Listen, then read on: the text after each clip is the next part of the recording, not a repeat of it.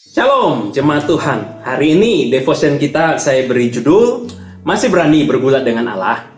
Teks untuk devotion hari ini terambil dari Kejadian 32 ayat 26. Demikian bunyinya. Lalu kata orang itu, biarkanlah aku pergi karena fajar telah menyingsing. Sahut Yakub, aku tidak akan membiarkan engkau pergi jika engkau tidak memberkati aku. Saudara, tahukah bahwa penggalan teks tadi berasal dari peristiwa Yakub bergulat dengan Allah? Gak salah ya? Ya, Yakub bergulat dengan Allah dalam wujud manusia yang awalnya belum dia sadari.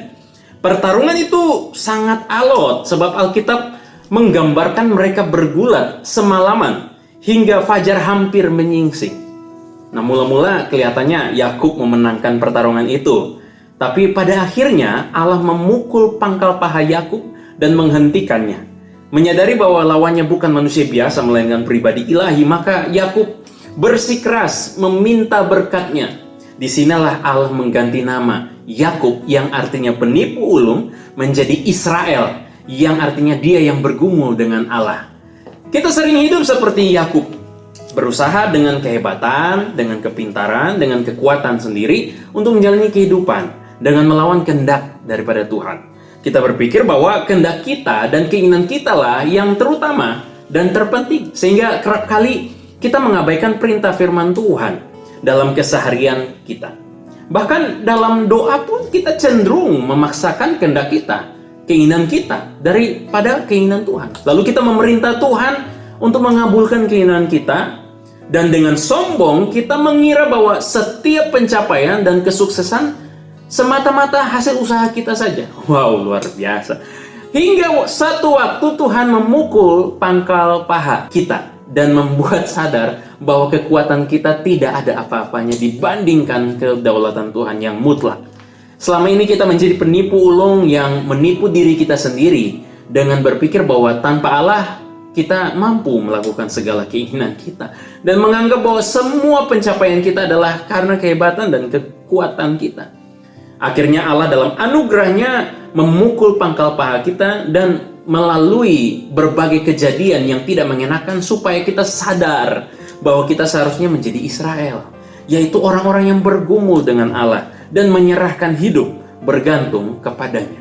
Satu kali saya pernah terlibat dalam kepanitiaan acara besar di kampus saya yang dulu. Saya ingat sekali bahwa saya marah dan jengkel dalam hati kepada panitia inti ketika mereka menempatkan saya di bagian dan yang bukan saya minati dan bukan keahlian saya.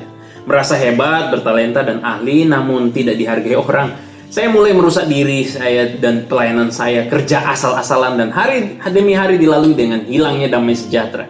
Hingga suatu saat saya jatuh sakit dan opnam berhari-hari bahkan hampir mati. Mama saya sampai datang jauh-jauh untuk merawat saya yang di opnam.